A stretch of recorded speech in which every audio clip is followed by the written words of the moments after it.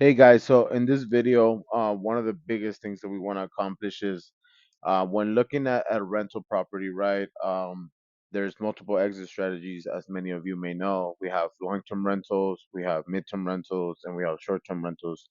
So for this video, I really want to exemplify the difference as far as rental income that could be produced by an asset if ran by as a long-term rental versus a mid-term rental, and knowing whether when you're running your numbers on a new home, whether you should, whether the market that you're looking into sustains a midterm rental. So let's just pretend, let's use a model asset that we have in Omaha, Nebraska, and the purchase price is around 200,000. I'm just gonna put a regular down payment of 5% down, a loan over 30 years at 6% interest rate. And mind you, some of you may be able to get better terms than these if you're looking for these properties off market, direct to seller, or this might be a slightly higher as far as the interest rate based on the video might be 6.5 at the moment, maybe closer to 7.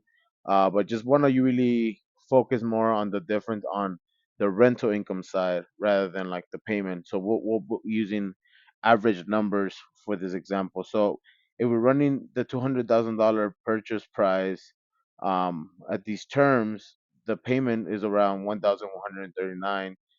It says it has property insurance, but I'm just gonna add capex, property management into this. So let's just round it up to around, just to keep clean numbers. Let's do $1,400 as your monthly payment. So if you are doing that, if we look at the rental property for this one, I'm not gonna show the full address here. There may be some place that you could find it, but I'm not gonna outline it. But based on the specs of this home, there's a full home, 3 floors, high floor, top floor, middle floor, and a basement that's converted. So this one, I think we could actually, maybe get a little bit more beds and all of that. But just for the long term rental, we're using rentalmeter.com, and when we put that address with the specific specs, that the rental income that this would produce would be 1,681. Let's just round it up to 1,700.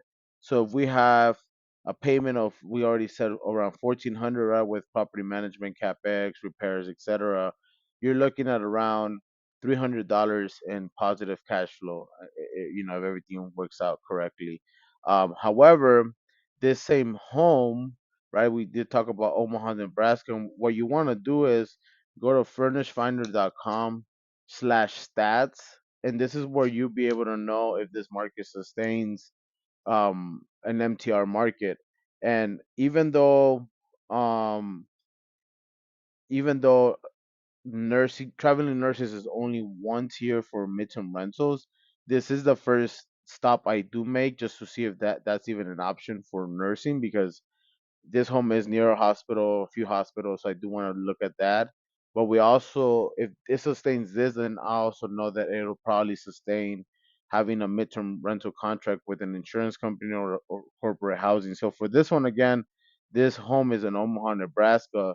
So we'll just click view stats, and right off the bat, there's a lot of information that's given by this website, which is beautiful. It shows you that the map searches for housing requests in the Omaha area in the last 12 months has been 82,842. And then, the page views has been a whopping 418,000 plus views. And then it breaks it down. In this case, like, it's beautiful because it gives you that Omaha, Nebraska is actually number one in the state of Nebraska. So this city is definitely popping, and is also number 32 out of the 7,000 plus cities nationwide. So that definitely shows that Nebraska and Omaha, Nebraska is definitely a dope market to look into. And it also gives you the breakdown as far as the housing availability in this area. So there's 697 rentals, 110 of those are just rooms that are rented, 580 of them that are private units, meaning the whole entire house.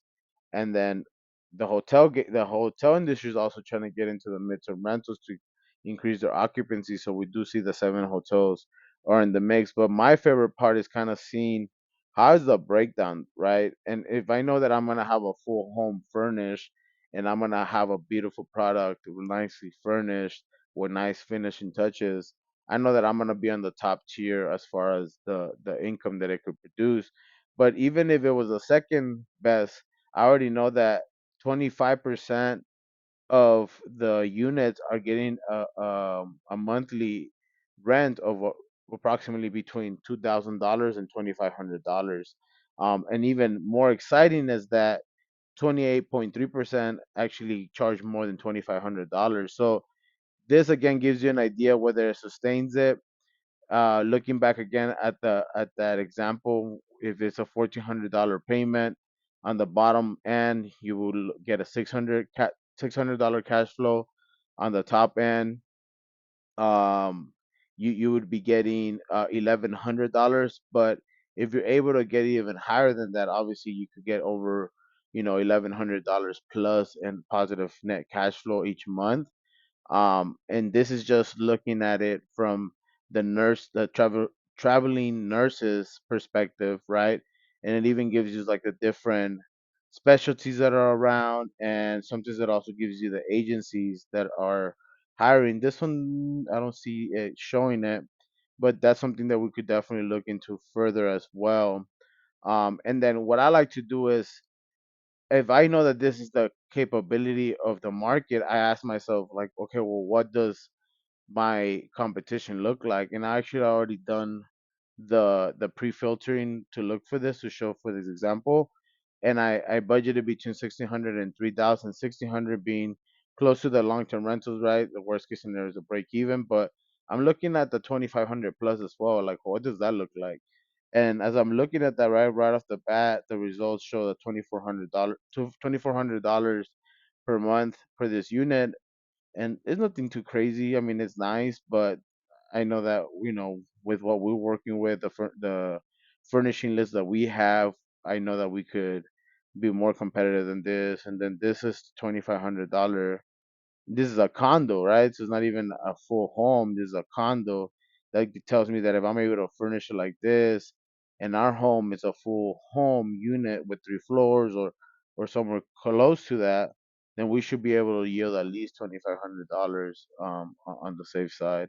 So again, just trying to showcase the difference between having the option of a long-term rental, but then if you're running the numbers and your numbers are too tight as far as your cash on cash, then you could also look if your market sustains a midterm rental possible tenant.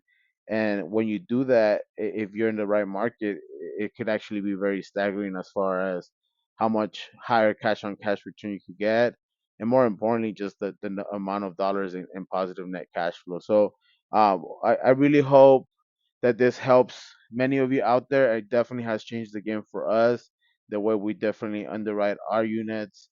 We do have off-market deals, so we're even getting them at a steeper purchase price, which is nice. That increases the cash flow. But this shows you also, like, even if you were to run it traditionally, the difference between the long term versus the potential midterm rental income that it could produce. Again, hope this helps, and leave any comments in the comment area. If you have any comments or questions or concerns, we're always here to help. Have a blessed day.